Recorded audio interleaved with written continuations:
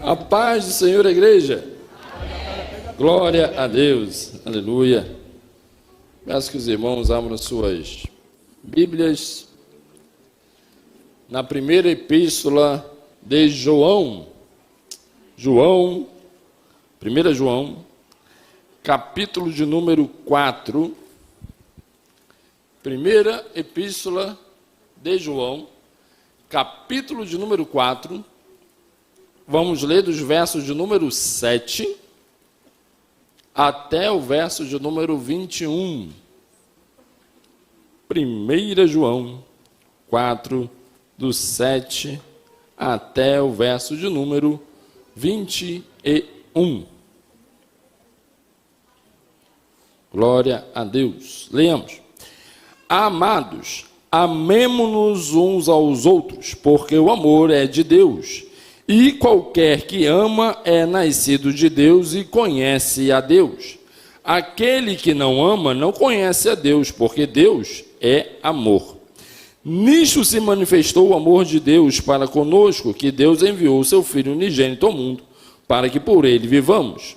Nisto está o amor, não em que nós tenhamos amado a Deus, mas em que ele nos amou e enviou o seu Filho para a propiciação pelos nossos pecados. Amados, se Deus assim nos amou, também nós devemos amar uns aos outros. Ninguém jamais viu a Deus. Se nós amamos uns aos outros, Deus está em nós e em nós é perfeito o seu amor. Nisto conhecemos que estamos nele e ele em nós, pois que nos deu do seu Espírito. E vimos e testificamos que o Pai enviou o seu Filho para Salvador do mundo. Qualquer que confessar que Jesus é o Filho de Deus, Deus está nele e ele em Deus. E nós conhecemos e cremos no amor que Deus nos tem. Deus é amor. E quem está em amor está em Deus e Deus nele. Nisto é perfeito o amor para conosco, para que no dia do juízo tenhamos confiança, porque qual ele é, somos nós também neste mundo. No amor não há temor, antes o perfeito amor lança fora o temor. Porque o temor tem consigo a pena, e o que teme não é perfeito em amor. Nós o amamos, porque ele nos amou primeiro. Se alguém diz, eu amo a Deus e aborrece a seu irmão, é mentiroso. Pois quem não ama seu irmão ao qual viu, como pode amar a Deus a quem não viu? E dele temos este mandamento, que quem ama a Deus, ame também seu irmão. Podemos assentar, glorificando e adorando o Senhor Jesus nessa noite. Aleluia. Glória a Deus. Louvado seja o nome do Senhor. Evangelista João. Aquele que foi conhecido como o discípulo do amor. Aquele que registrou que Jesus o amava, João 13, 23. João, o discípulo de Jesus e apóstolo, que escreveu uma boa porção do Novo Testamento, incluindo aí o Evangelho de João, as suas 3 epístolas, 1ª, 2ª, 3ª João, e o Apocalipse de João. João, que era conhecido então como o discípulo do amor, o apóstolo do amor. João, ele tem uma preocupação central em todos os seus escritos, que é mostrar como é a nossa vida e o nosso relacionamento, qual é a base desse relacionamento que nós temos com Deus. Lá no Evangelho de João, João apresenta Jesus Cristo como sendo o Filho de Deus. E que somente em Jesus Cristo nós começamos a nossa caminhada cristã. Sem Jesus Cristo não tem relacionamento com Deus. Sem Jesus Cristo não tem salvação. Sem Jesus Cristo não tem morada no céu. Sem Jesus Cristo a nossa vida seria extremamente miserável, porque não haveria esperança. Então lá no Evangelho de João, João apresenta Jesus Cristo. Aquele Jesus Cristo que é Deus, que é o eu sou, mesmo eu sou, lá do Antigo Testamento. Por exemplo, lá no Evangelho de João, Jesus Cristo, ele diz que eu sou o pão que desceu do céu, eu sou o caminho, a verdade e a vida. Jesus Cristo, ele por 7 vezes, ele fala, eu sou no Evangelho de João. nas epístolas de João, João está falando a respeito daqueles que já ingressaram, daqueles que já receberam a salvação em Jesus Cristo e agora estão na caminhada cristã, estão na igreja, estão crescendo, estão se desenvolvendo nessa caminhada. E aí a primeira epístola, a segunda e a terceira tratam de aspectos diferentes em relação a isso. Na primeira epístola de João, João está falando a respeito dos fundamentos da nossa vida cristã, da nossa caminhada cristã aqui na terra. Na segunda epístola de João, João está falando ali sobre o cuidado, o amor que ele tinha em relação à igreja, e que cada um deveria ter com o outro, e ter muito cuidado com relação aos falsos profetas que rondavam pelas igrejas. Na terceira epístola de João, bem curtinha, a mais curtinha de todas, João está tratando a respeito de um problema de hospitalidade na igreja, porque na igreja, diga-se a verdade, nem todos aqueles que estão no meio do rebanho, nem todos aqueles que estão no meio do arraial, são ovelhas do Senhor. Então ali na terceira epístola de João, João fala a respeito de um tal de Diótrefes, que não estava aceitando receber os evangelistas, que eram enviados pelos apóstolos para poderem comunicar o evangelho. E na terceira epístola de João, então, João ele repreende em relação a essa falta de hospitalidade na igreja. Essa é a terceira epístola de João. E o Apocalipse? O Apocalipse fala sobre a nossa esperança. O Apocalipse fala a respeito da volta do Senhor Jesus Cristo. O Apocalipse fala sobre a promessa da igreja que vai ser arrebatada e vai se encontrar com o Senhor Jesus nos ares e será livrada da grande ira de Deus que será derramada sobre a terra. O Apocalipse também fala sobre o destino de todos aqueles que ouviram a mensagem do Evangelho, que ouviram a respeito da esperança, que ouviram a respeito do sacrifício de Jesus, mas que resistiram no seu coração por toda a vida. O Apocalipse trata disso, o Apocalipse trata da consumação de todas as coisas, o Apocalipse trata da resolução da história da salvação, e o Apocalipse termina com novos céus e nova terra, onde para sempre nós estaremos com o nosso Senhor por toda a eternidade. Aleluia! João ele fecha então toda a vida cristã, desde o seu início até a sua consumação. Esse é o apóstolo João, e esses eram os propósitos em relação às escritas das suas cartas. Mas, agora focando aqui na primeira epístola de João, João, quando ele está escrevendo a sua primeira epístola, de acordo com os comentaristas, João está escrevendo, ele ainda era aqui pastor em Éfeso.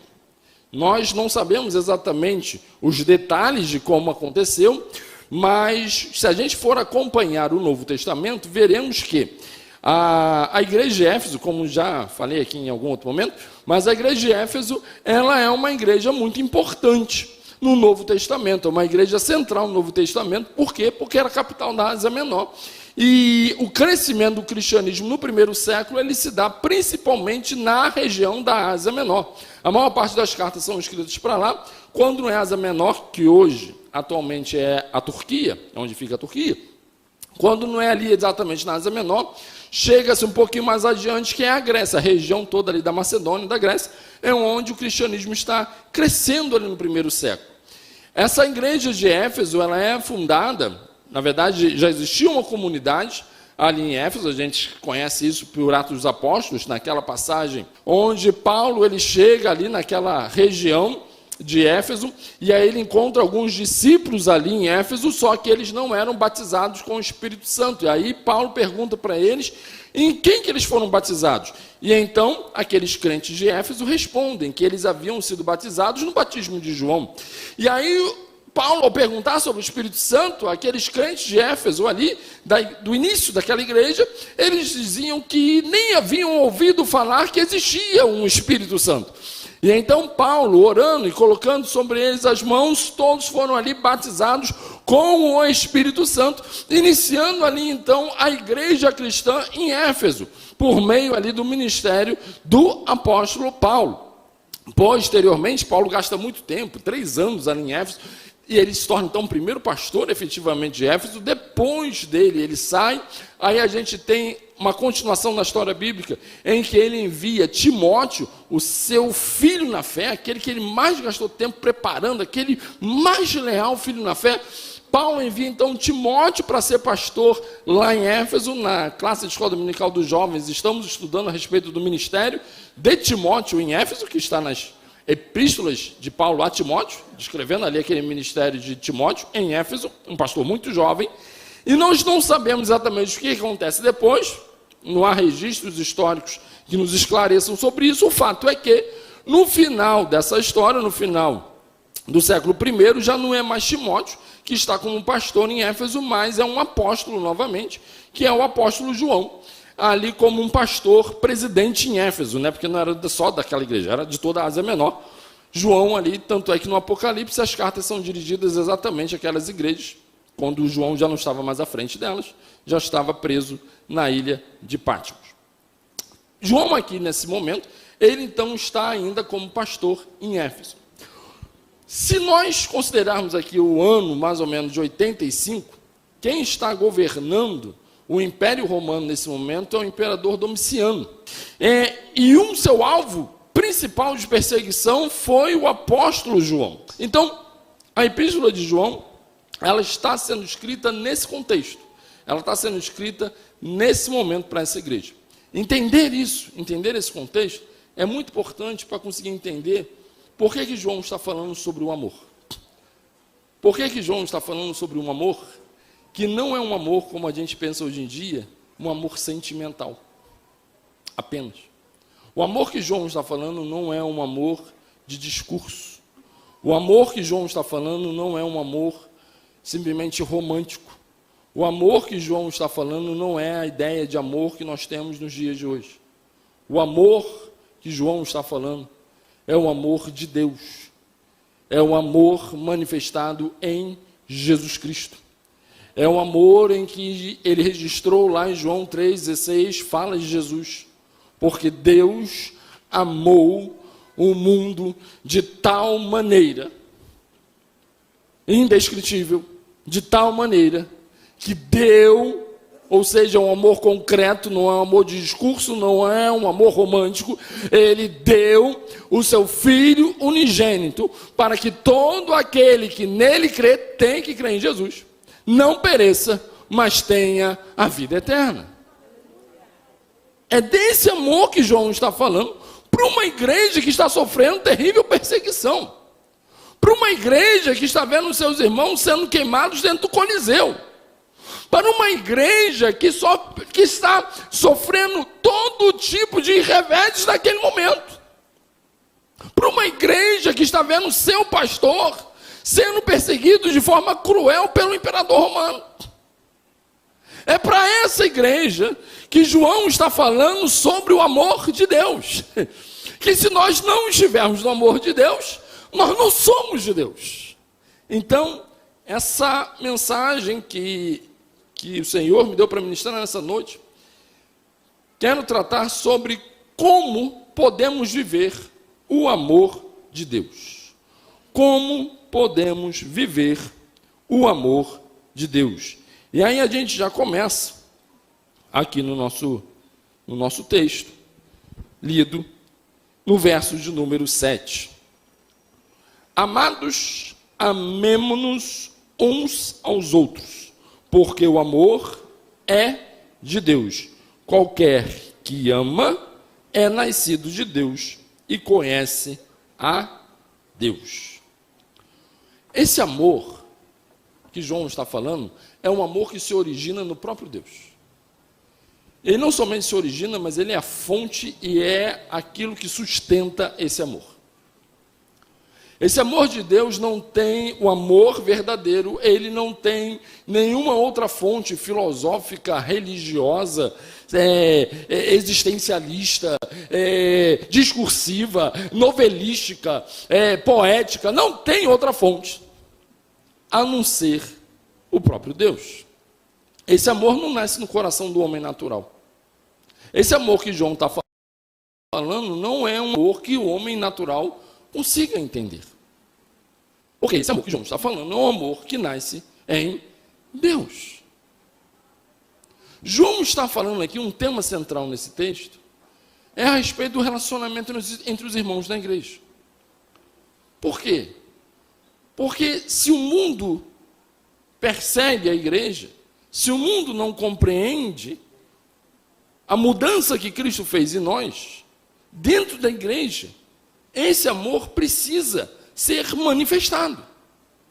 A oração de Jesus, lá em João, o próprio João, no capítulo número 17, quando João registra a oração de Jesus, João, ele diz que Jesus orou ao Pai dizendo que eles sejam um, como eu sou contigo. É um amor que une a igreja, que fortalece a igreja, que faz com que a igreja resista a todo tipo de perseguição, e não somente resista, mas consiga realmente pregar a palavra para todos aqueles que necessitam. O amor é de Deus. O amor se origina em Deus. E qualquer que é nascido de Deus e conhece a Deus, vive esse amor. Para que nós possamos experimentar esse amor, é necessário que a gente venha a nascer de Deus e conhecer a Deus. Ou seja, só sabe o que é o verdadeiro amor de Deus quem passa pelo processo do novo nascimento.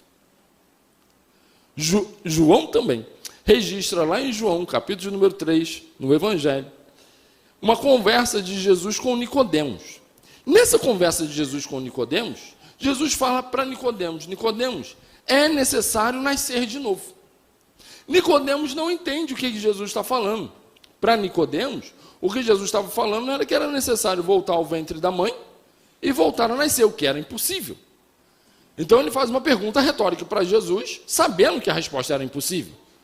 Só que Jesus, quando está falando com Nicodemos, Jesus não está falando a respeito de um nascer novamente. Jesus está falando sobre nascer de novo, do novo, de viver em novidade de vida. Esse nascer de novo não é um nascer da terra, é um nascer do céu. Porque quem nos gera filhos de Deus não somos nós mesmos. Quem nos transforma em filhos de Deus é o próprio Deus. O novo nascimento está na mão dele. O novo nascimento está sendo gerado por ele. Aleluia. É ele que nos gera. É ele que nos dá vida. É ele que nos chama de filhos.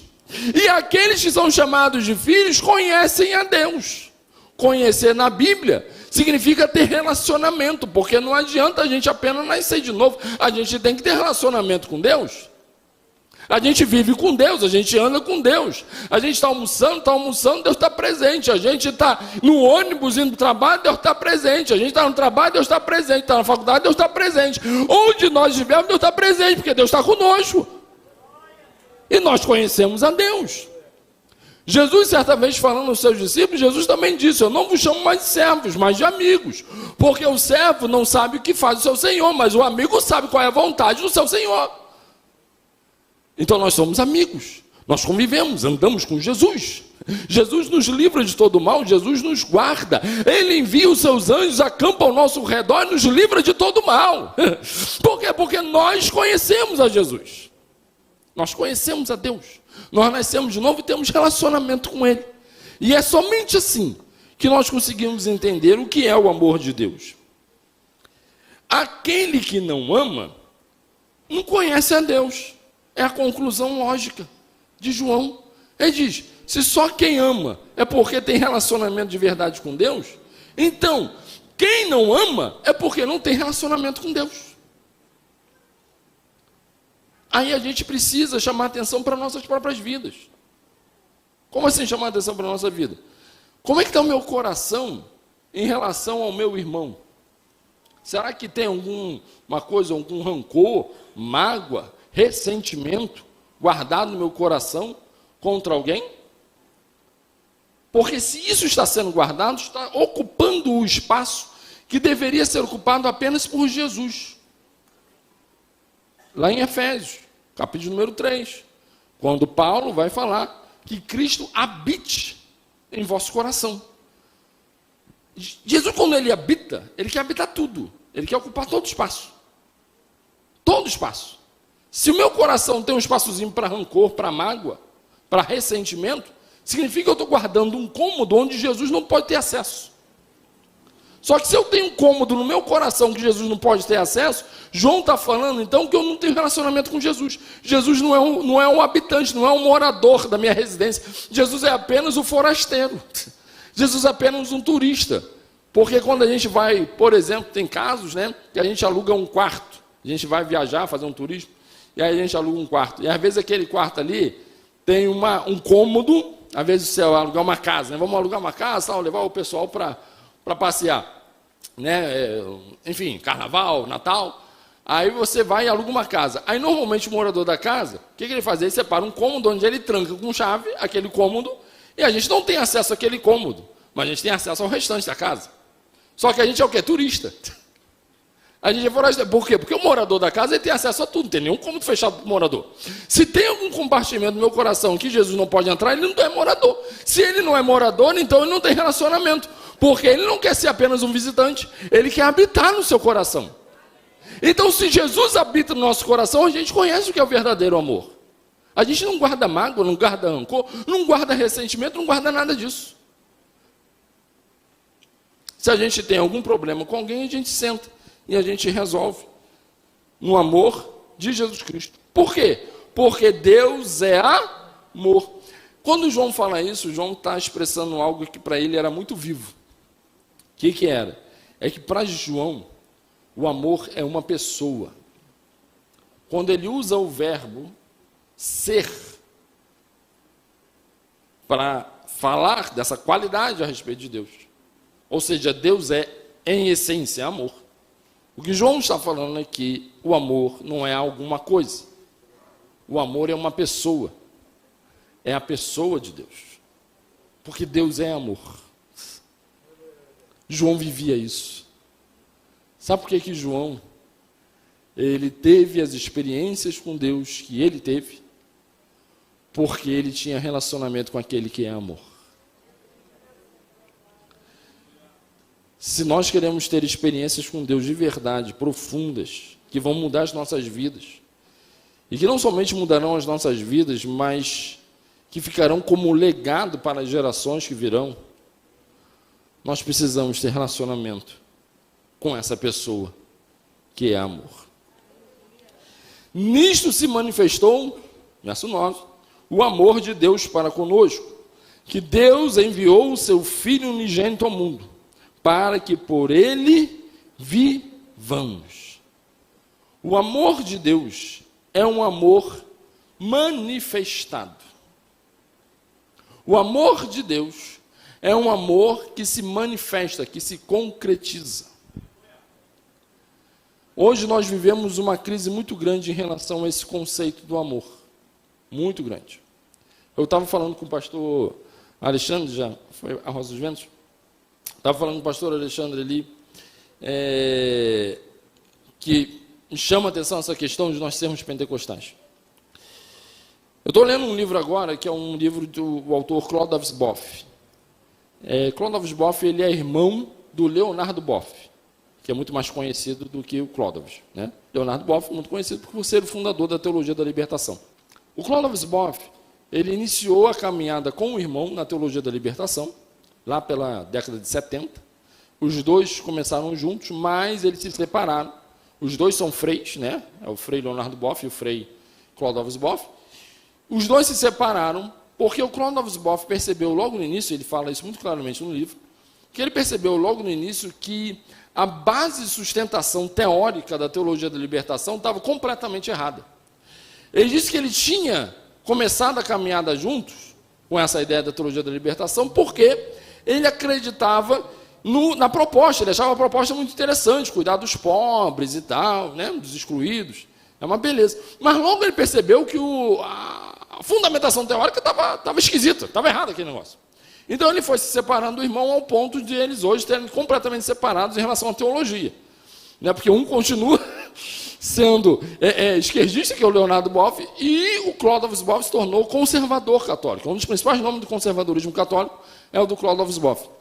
Mas o Clodovs Boff, no livro que eu estou lendo dele, ele fala algo que me chamou muita atenção. E o que é?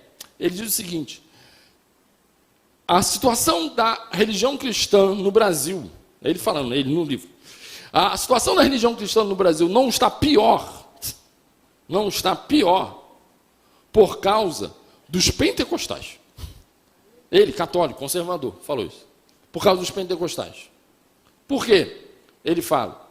Porque enquanto que, e ele faz essa avaliação no livro lá, ele diz, enquanto que a maior parte dos seminários católicos, principalmente após a década de 70, estão quase todos imbuídos dessa ideia da teologia da libertação, quase todos os seminários católicos no Brasil, ele fala isso no livro.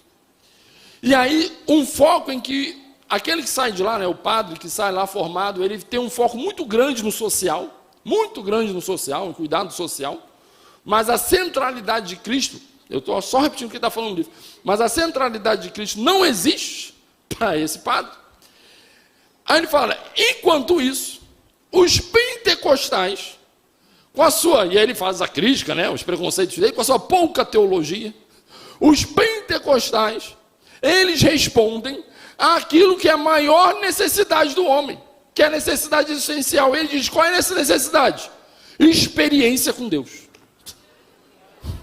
Eu li aquilo ali, eu marquei aquele negócio.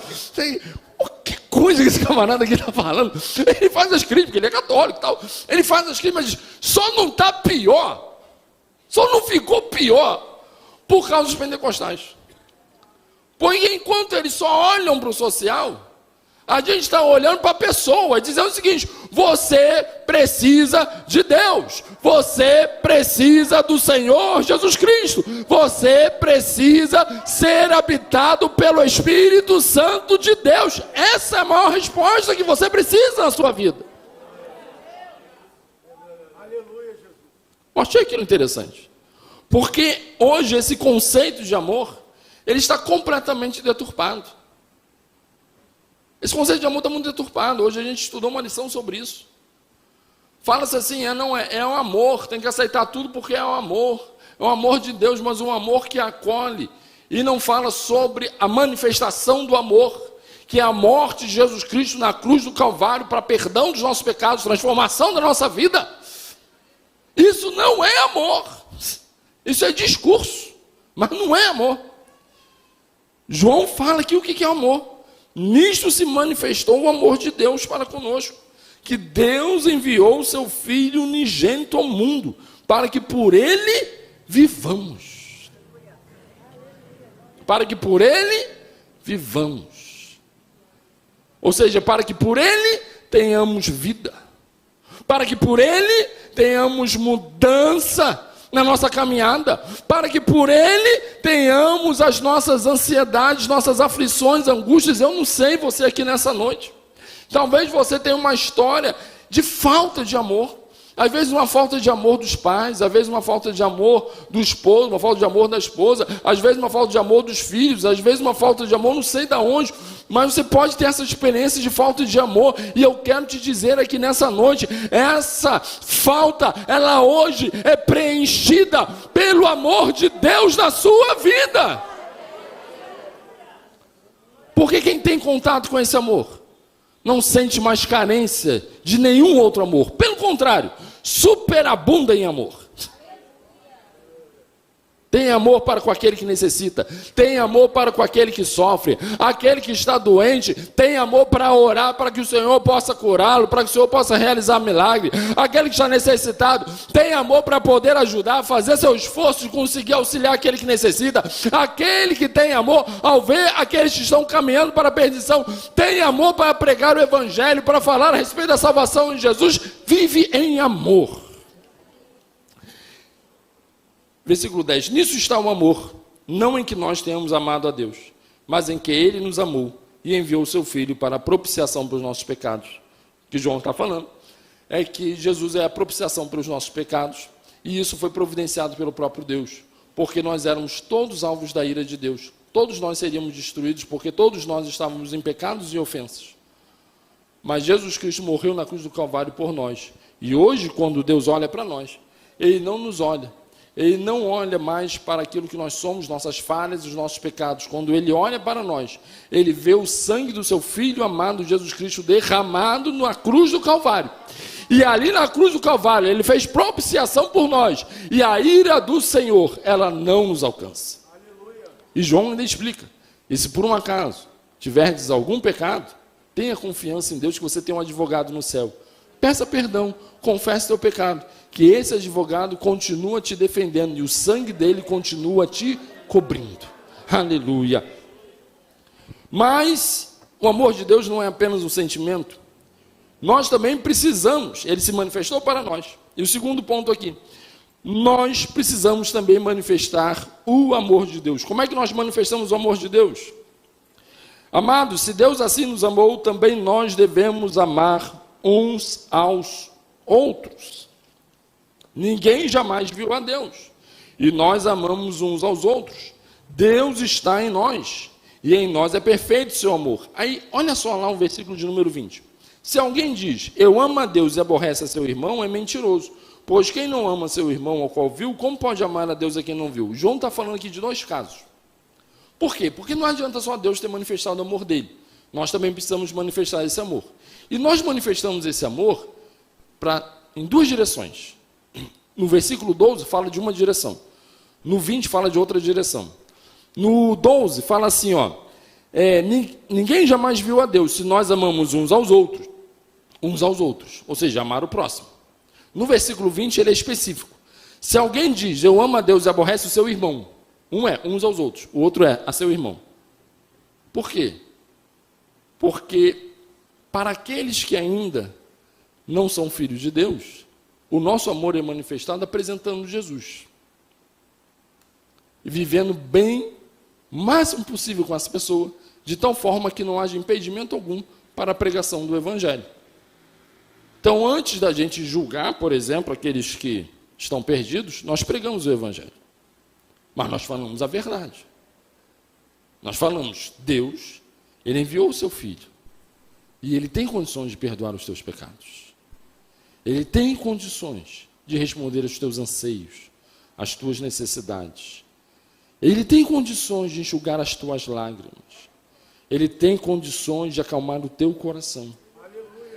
Ele tem condições de libertar você de qualquer coisa que você ainda veja que esteja te prendendo. Ele tem condições de trazer alegria. Ele tem condições de trazer gozo.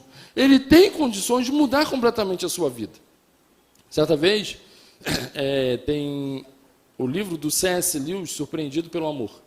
C.S. Lewis, o autor muito mais famoso, né, de vários outros livros, ele era um apologeta cristão, Cristianismo Puro e Simples, outros, mas também as Crônicas de Nárnia.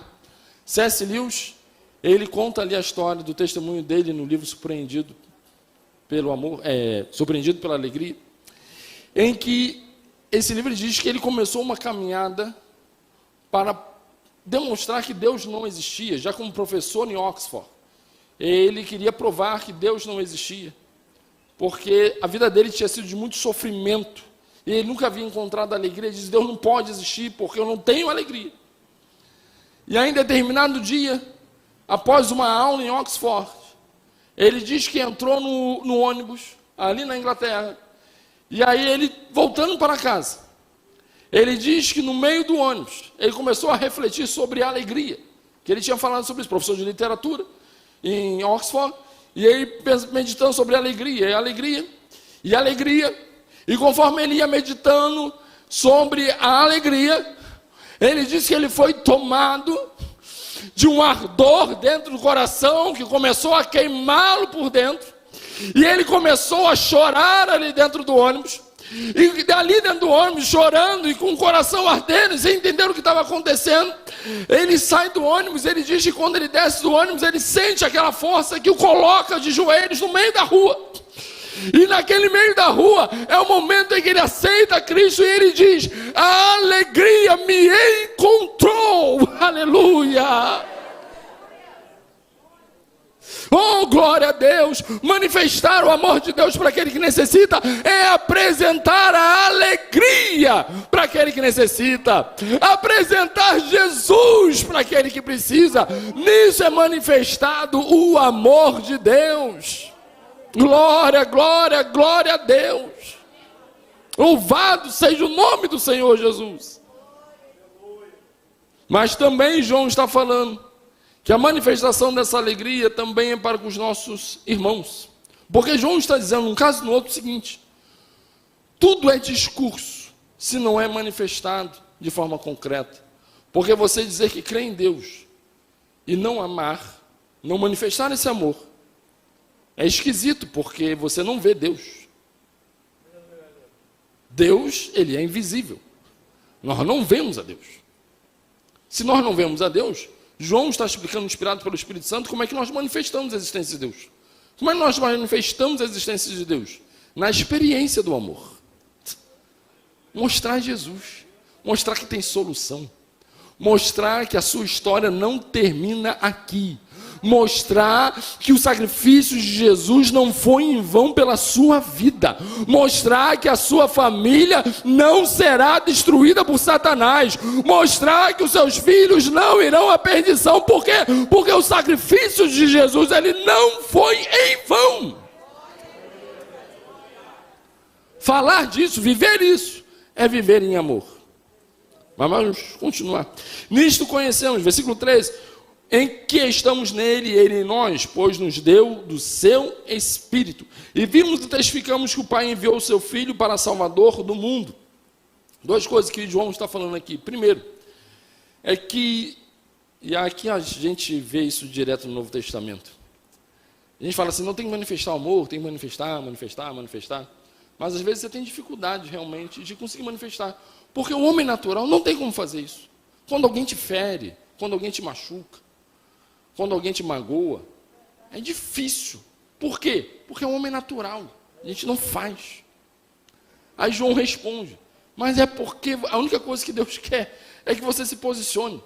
Uma vez que você se posiciona, quem faz isso em você é o Espírito que Deus enviou para habitar em você.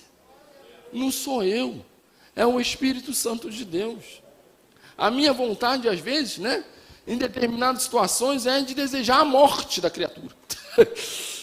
Mas aí vem o Espírito Santo que habita em mim e me transforma e me faz orar para que aquela pessoa possa ter um encontro com o Senhor Jesus. Quem faz isso? É o Espírito Santo, não é eu, não é a carne, não é nada natural, é algo sobrenatural. E aí João diz, e com que prova eu falo isso? João está falando, a prova é que eu vi e testifiquei quem era essa pessoa. Eu vi e testifiquei quem era o amor. João está falando, eu toquei nele, eu estive com ele, eu caminhei com ele, comi a mesa dele, fui enviado para manifestação de milagres com ele. Eu ouvi ele ensinando, eu ouvi ele curando, eu ouvi ele operando maravilhas, eu ouvi ele libertando os endemoniados, eu ouvi ele levantando o paralítico. Eu tenho provas, João fala. E é com isso que eu falo. Que é possível, mas só é possível quando a gente se entrega por inteiro ao Senhor, recebendo o Espírito Santo de Deus em nossas vidas. 16, e nós conhecemos e cremos no amor que Deus nos tem. Deus é amor, e quem está em amor, está em Deus, e Deus nele. Creia, Deus está habitando em você aqui nessa noite. Por fim, para concluir, o terceiro ponto. Nós também temos os benefícios desse amor de Deus. Nós temos o significado desse amor, que é em Jesus Cristo, a entrega de Jesus Cristo por nossos pecados. Nós devemos também manifestar esse amor como Deus manifestou, amando ao próximo e amando os nossos irmãos, e isso pelo poder do Espírito Santo em nós. E por fim, quais são os bênçãos, os benefícios que nós temos com esse amor? Versículo 17. Nisto é perfeito o amor para conosco. Primeira coisa, que é um benefício, é que esse amor é perfeito. Às vezes você também teve experiência de não apenas não ter tido uma experiência de amor na família, de pai, de mãe. Às vezes falta amor ainda na sua família. Mas uma coisa que Deus fala também é o seguinte, há casos também em que há um amor parcial, que às vezes a gente não sabe se ama ou se não ama. Muda às vezes, é um negócio meio esquisito. Uma hora está amando, outra não está amando. É um amor parcial. Mas o amor de Deus não. O amor de Deus, ele é perfeito. O amor de Deus não falta. O amor de Deus não falha. A palavra de Deus diz, acaso se esquecerá a mãe, né, do filho que gerou, mas ainda que ela se esqueça, Deus não se esquece de você.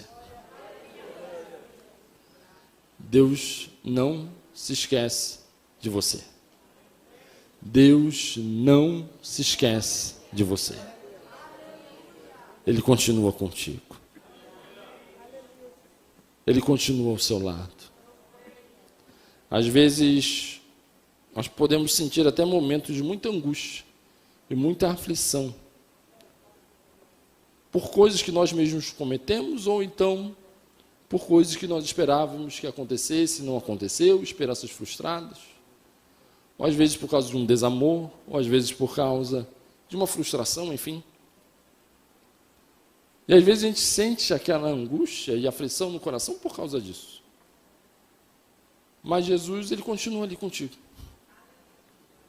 Porque o amor dele é perfeito. Você está sofrendo? Fala para Jesus. Está doendo? Fala para Jesus. Está chorando? Chora com Jesus. Porque no teu sofrimento, a Bíblia fala que ele chorou. Se ele chorou, é porque ele também chora com o teu sofrimento. Mas ele não te larga, ele não te deixa. Porque Deus não nos coloca nada além daquilo que nós possamos suportar. E ao mesmo tempo que ele nos coloca diante de situações, ele também nos dá o livramento. E aí, João aqui, ele completa falando a respeito dos livramentos que Deus nos dá. Primeiro, é que no dia do juízo, no dia do julgamento, é esse amor que nos guarda.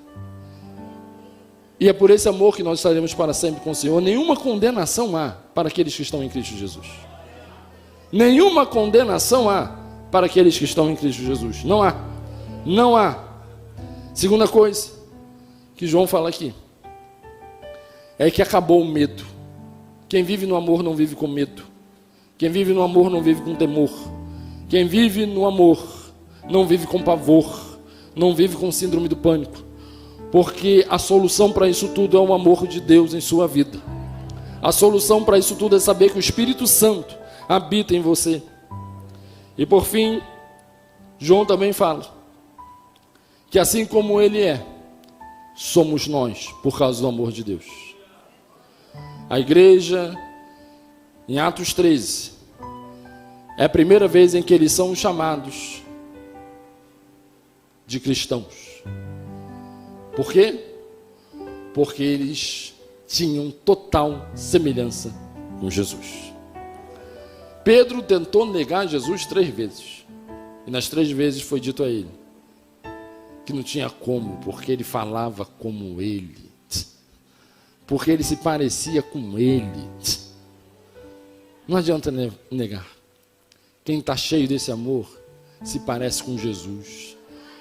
Fala como Jesus. Caminha nessa terra como Jesus. Trata os outros como Jesus trataria. Por que isso? Isso é obra do Espírito Santo na nossa vida. Isso é obra de Deus na nossa vida. Eu queria que os irmãos se levantassem, por gentileza.